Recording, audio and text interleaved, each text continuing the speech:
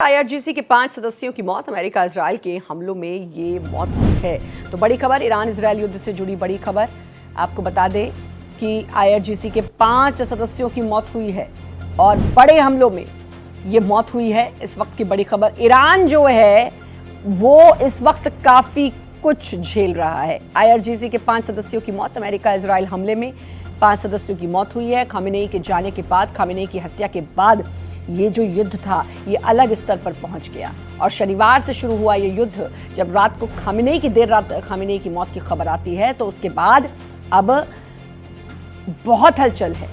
Iran Israel America में तो है ही, लेकिन पूरी दुनिया में हलचल है क्योंकि असर जो है इसका अलग अलग देशों पर भी देखने को मिलेगा, इकोनॉमिकली भी देखने को मिलेगा। तेल वहां से बहुत लोग आयात करते हैं ईरान से, उसका असर देखने को मिलेगा। और अब जिस तरीके से ताबड़तोड़ एक दूसरे पर हमले किए जा रहे हैं, जाहिर है क्योंकि ईरान ने हमले के बाद ईरान ने अलग अलग देशों में 7-8 देशों में हमले करने, जहां यूएस के सैन्य ठिकाने थे वहां हमले शुरू किए थे। और अब जो है ये पूरा मामला और बढ़ता जा रहा है। और हमारे साथ डॉक्टर मनन द्विवेदी जुड़ चुके हैं, विदेश मामलों के जानकार हैं। सर, बहुत बहुत स्वागत है आपका भारत एक्सप्रेस पर। अब जो ये युद्ध है ये बहुत अलग स्तर पर सर पहुंच चुका है।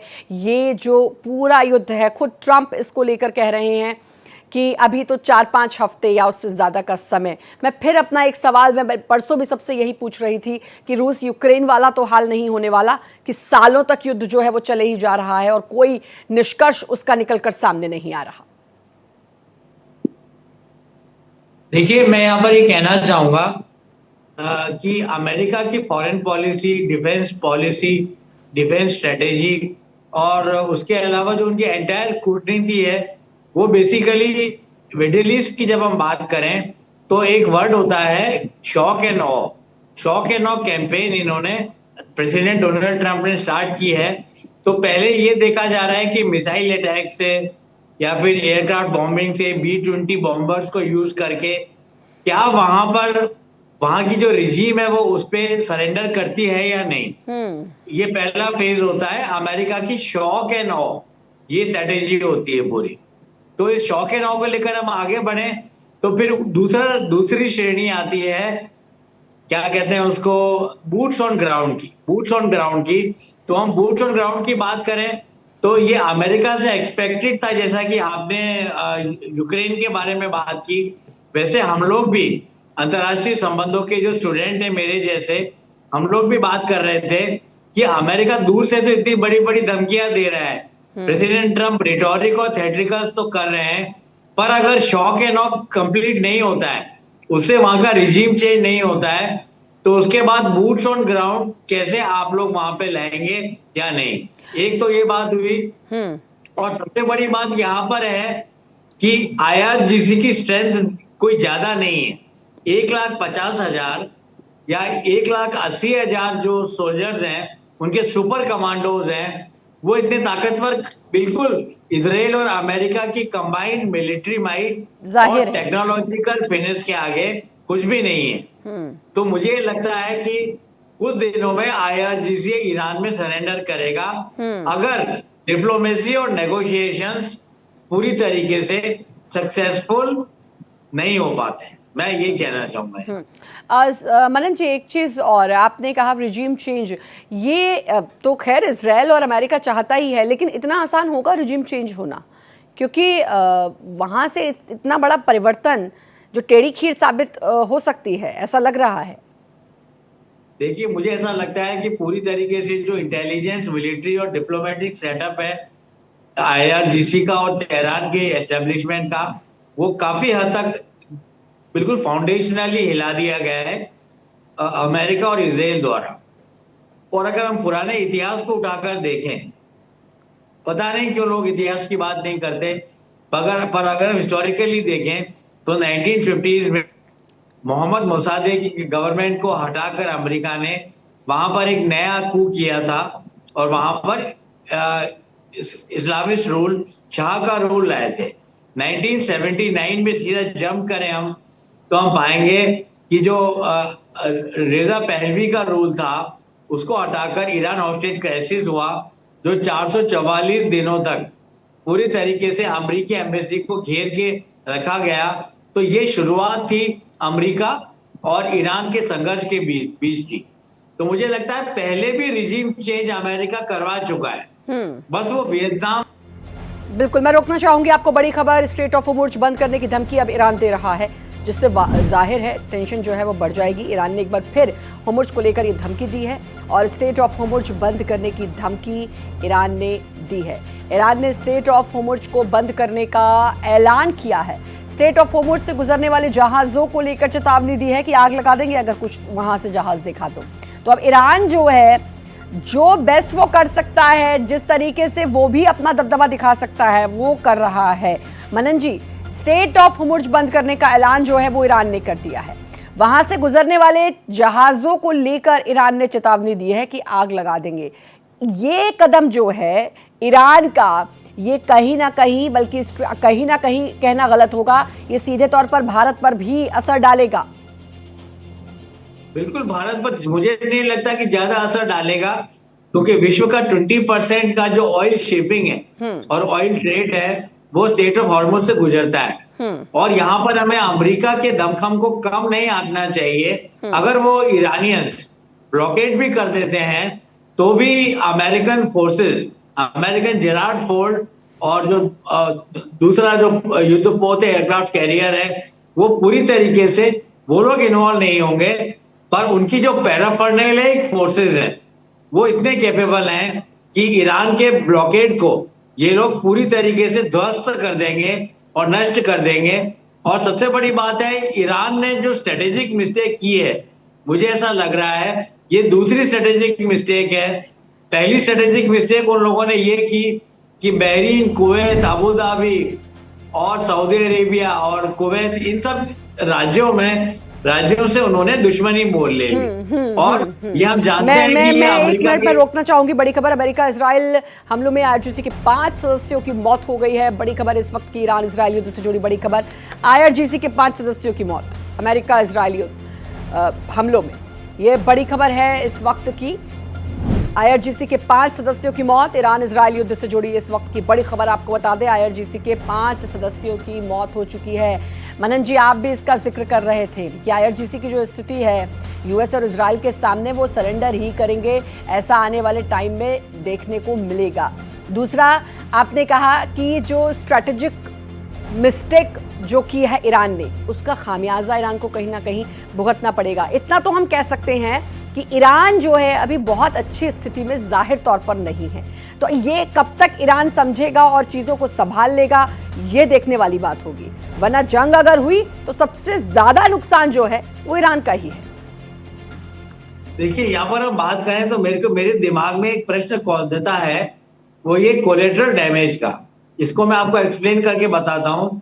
यूक्रेन में भी रशिया बहुत बड़ा कल्प्रिट पार्टी है, मैं ऐसा मानता हूं पर्सनली, एक आईआर के स्टूडेंट की तरह।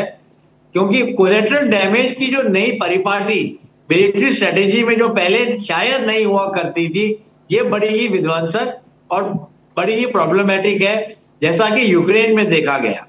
और वैसा कोलेटरल डैमेज की बात जब ईरान करता है कि उनके सिविलियन ठिकानों पर भी अटैक किया जा रहा है, पहले तो ये सही नहीं है।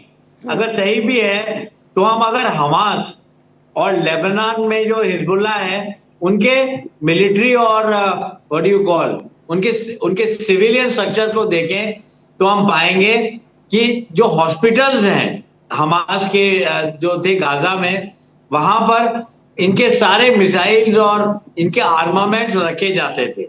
अमेरिका को और इजराइल को, क्योंकि इनकी टेक इंटेल इतनी ज्यादा है, तो वो लोग फिर उनके पास कोई चारा नहीं बचता था इन स्कूल्स पे और इन हॉस्पिटल्स पे बैलिस्टिक मिसाइल्स या ड्रोन्स या किसी तरीके से मिसाइल्स की कवायद करवाना। तो जिस कोलेटरल डैमेज की हम बात कर रहे हैं वो ईरान में भी जरूर देखा जाएगा। और पहले रिपब्लिकन गार्ड्स के पैरेलल एक what do you call commando group होता था सद्दाम हुसैन के टाइम पे 1991 में और 2003 में। उसके बारे में भी हम लोगों ने, आप लोगों ने भी और हम लोगों ने भी ये एयर बनाई कि सद्दाम हुसैन बहुत ताकतवर है, भले ही उनके पास विंटेज वेपन्स हो, पर जो अंडर जो रेजिलियंट स्ट्रेंथ है इराक की, वो अमेरिका को और कोलिशन ऑफ द विलिंग को रोक लेगी। ऐसा ही एक मैं कहूंगा अंग्रेजी का शब्द है, ऐसा ही स्ट्रेटेजिक और मिलिट्री फसाड बनाया गया ईरान के बारे में। क्या अगर उनके रिपब्लिकन गार्ड आईआरजीसी खुले छोड़ दिए जाएं तो अमेरिका और इजराइल के लिए प्रॉब्लम हो जाएगी। पर जब कोई पुट्स ऑन ग्राउंड है ही नहीं तो आईआरजीसी की क्या यूटिलिटी। तो मुझे लगता है कि ईरान के हक में यही है कि वो लोग सरेंडर कर दें और रिजीम चेंज, आपने बात सही की, रिजीम चेंज मुश्किल है क्योंकि अमेरिका का जो ईरान का जो सुपर स्ट्रक्चर है, ईरान का जो राजनीतिक पॉलिटिकल कल्चर है, वो अलग तरीके का है। जहां पर खुमैनी साहब चले जाएंगे तो उनकी जगह कोई और थियोक्रेट आ जाएगा और आईआरजीसी के हेड की भी मौत की खबरें हैं, तो उसकी जगह कोई और आ जाएगा। बड़ा सवाल ये होता है क्योंकि रिजीम चेंज का सवाल हर किसी के दिमाग में इस टाइम है, पूरी दुनिया इसको सोच रही है जो इस जंग से जुड़ी हर खबर की अपडेट ले रही है। रिजीम चेंज एक बड़ा सवाल, और कई एक्सपर्ट्स भी परसों बैठे हुए थे तो उन्होंने भी ये कहा कि भाई उस देश में रिजीम चेंज हो ना हो, इससे ट्रंप को क्या लेना देना, वो उनके देश का मैटर है। आप दूसरे के देश में, दूसरे के घर में जाकर उसको अपने हिसाब से चलाने की बात, और वहाँ की जनता से, जब खामेनी की मौत हो गई उसके बाद उन्होंने बोला वहाँ की जनता से कि आप सड़कों पर आइए, अपील करिए। और ऐसा ही वेनेजुएला में भी देखने को मिला था कि मदुरो को उठाने के बाद फिर उन्होंने वहाँ की जनता से भी कहा कि आप सड़कों पर आइए, अपील करिए, जश्न मनाइए। तो ये किस तरह की स्ट्रैटेजी डोनाल्ड ट्रंप की है, किस तरह की सोच है, क्या सोचकर इस तरह की वो अपील बार बार करते हैं? Ma'am, with due respect to you, मैं ये कहना चाहूंगा कि ईरान और वेनेजुएला को कंपेरेबल नहीं, बिल्कुल मैं कंपेयर नहीं कर रही हूँ। नहीं, मैं सर कंपेयर नहीं कर रही हूँ। मैं बस ये जानना चाह रही हूँ कि वेनेजुएला में भी उन्होंने कहा लोगों से सड़क पर उतरिए, वहां भी जीत को लेकर जब जिस तरीके से जीत ट्रंप ने समझी, और यहां पर भी खामेनी की मौत के बाद कहा कि सड़कों पर उतरिए और अपील करिए। देखिए, मैं यहाँ पर ये कहूंगा कि ईरान को अगर हम देखें तो ईरान और वेनेजुएला बहुत डिफरेंट है, with due respect to you. बिल्कुल। पर ईरान को अगर हम देखें तो हम पाएंगे कि अगर वर्ल्ड का सबसे बड़ा कोई टेरर फंडर है, टेरर ट्रेनर है और टेरर प्रोवाइडर है, तो वो आयतुल्ला खमेनी की रिजीम थी। क्योंकि ईरान की जो पूरी ताकत है वो एक तरीके से, मैं आपसे ये कहूंगा कि वो एक तरीके से अलग है बिल्कुल। ईरान की ताकत, उन लोगों ने हमास को सपोर्ट किया, उन लोगों ने लेबनान में हिजबुल्लाह को सपोर्ट किया। बशर अल असद की रिजीम जब वहां पर उनके वो हिंसा को बढ़ावा, नफरत को बढ़ावा तो ईरान देने का काम करता है, और उसी सर मैं आऊंगी, और उसी नफरत जो है उसको खत्म करने के लिए इजराइल और अमेरिका कह रहे हैं कि हम तो उसके लिए काम कर रहे हैं। इस वक्त की बड़ी खबर आपको बता दें, ईरान में भूकंप के झटके महसूस किए गए हैं। रिएक्टर स्केल पर 4.3 मापी गई भूकंप की तीव्रता। ईरान के गैराश इलाके में भूकंप से धरती हिली है। तो बड़ी खबर इस वक्त की, रिएक्टर स्केल पर 4.3 तीव्रता मापी गई। ईरान के गैराश इलाके में भूकंप से धरती हिली है, और ईरान जहां पर युद्ध चल रहा है, प्रचंड युद्ध चल रहा है, वहां पर एक बार अब भूकंप ने भी एक बार फिर से ईरान को दहलाने की कोशिश की है। ईरान के गैराश में भूकंप के झटके महसूस किए गए। रिएक्टर स्केल पर इसकी तीव्रता 4.3 मापी गई है। मनन हमारे साथ लगातार जुड़े हुए हैं, हमारे साथ विदेश मामलों के जानकार। एक बार फिर से आपका बहुत बहुत स्वागत है मनन। क्योंकि अब ये युद्ध चल रहा है, हम अभी बात कर रहे थे कि किस तरह की स्ट्रैटेजी यूएस की, इजराइल की और साथ ही साथ ईरान की जो है वो रहने वाली है, लेकिन आपने कहा कि ईरान जो है वो कहीं ना कहीं चूक कर रहा है। ऐसा हो सकता है कि ईरान लंबे समय तक ये चूक करे और फिर उसके बाद उसे ये समझ में आए कि नहीं, ये तो काफ़ी नुकसान हो गया ईरान का, और अब जो है ईरान के पास घुटने टेकने के अलावा कोई रास्ता नहीं, लेकिन ये सोचते सोचते ईरान लंबा समय बिता दे। देखिए, मुझे कि ये लंबा समय तो नहीं बता रहे, शायद हम लोगों को, अगर मुझे भी ठीक याद पड़ता है तो 3-4 दिन ही हुए युद्ध में। पर मैं ये कहना चाहूंगा कि बहरीन पे, कुवैत पे, अबू धाबी पे, बुर्ज खलीफा पर, और जो एक तरीके से हिडन एलाइज हैं अमेरिका के, उनके ऊपर आक्रमण करना सैद्धांतिक रूप से तो सही है। पर उसके अलावा हम ये देखेंगे कि अगर यथार्थवाद ये एक सिद्धांत होता है अंतर्राष्ट्रीय रिलेशंस में और अंतर्राष्ट्रीय विधि में, यथार्थवाद को देखा जाए, रियलिज्म को देखा जाए, तो हम ये पाएंगे कि अभी इतना कुछ कर रहा है ईरान की, ये सारे जो राष्ट्र हैं किसी जमाने में कभी भी ईरान के ऊपर अटैक नहीं करते, मिलिटरीली एग्रेस नहीं करते, पर अब शायद ऐसा करें। तो जो युद्ध का जो दावानल है वो मुझे लगता है ईरान को पूरी तरीके से लील जाएगा, क्योंकि इजराइल इन लोगों का दुश्मन रहा है। ये पिछले 70 सालों का 75 सालों का इतिहास है। पर जिस तरह की कूटनीति भारत ने की I2U2 के थ्रू, अब्राहम अकॉर्ड्स के थ्रू और जो आईमैक के जो ट्रेड कॉरिडोर है उनके थ्रू, वैसा कुछ ईरान को करना चाहिए था। और ईरान को हर हर राष्ट्र के साथ, सारे पश्चिमी एशिया के राष्ट्रों के साथ युद्ध नहीं मोल लेना चाहिए था, क्योंकि इजराइल, मुझे लगता है मिलिटरी स्ट्रेंथ को हम देखें तो अमेरिका को भी आने की कम जरूरत है, और इजराइल अकेला मिलिट्री स्ट्रेंथ पे, इकोनॉमिक स्ट्रेंथ पे और अपनी वैश्विक कोलिशंस के थ्रू इतना काबिल है कि ईरान को वो घुटने पे ला सकता है। मैं यहाँ पर ये कहना चाहूँ। अभी ट्रंप ने ये बयान दिया है, ट्रंप ने ये बात कही कि भाई ये युद्ध जो है वो 4-5 हफ्तों तक चल सकता है या फिर उससे ज़्यादा का वक्त भी लग सकता है। मतलब इतना तो हम कह सकते हैं कि ऐसा नहीं होगा कि 2-3 दिन बाद कुछ सीज फायर या फिर ईरान खुद घुटने पे आ गया, इस तरह की खबर जल्द ही सुनाई दे। ये बिल्कुल आपकी बात सही है, पर मैं ये कहूंगा कि अगर हम ईरान के बारे में बहुत मिसअंडरस्टैंडिंग थी, जैसे कि सद्दाम हुसैन के मिलिट्री माइट के बारे में बहुत वेस्टर्न और एशियन मीडिया में और इंडियन मीडिया में मिसअंडरस्टैंडिंग थी। उनके पास, अगर आप उनकी वायुसेना को देखें, पूरा कोई भी ईरानियन कॉम्बैट एयरक्राफ्ट या बॉम्बर ये भी नहीं अफोर्ड कर सकता कि वो उड़ ले ईरानियन एयर स्पेस में या इजराइल पे जाके बॉम्बिंग कर दे। इसका तरीका उन्होंने जरूर निकाला है कि ड्रोन्स और बैलिस्टिक मिसाइल्स हैं, सेजल है और उनका शहीद ड्रोन है। कठिन समय है ईरान के लिए। सर मैं ये बात भी जानना चाहूंगी, क्योंकि अभी ब्रेकिंग आई कि ईरान में भूकंप के झटके महसूस किए गए हैं। ये एक प्राकृतिक घटना के तौर पर इसे समझा जाए या कुछ और? नहीं, ऐसा तो हमें नहीं सोचना चाहिए।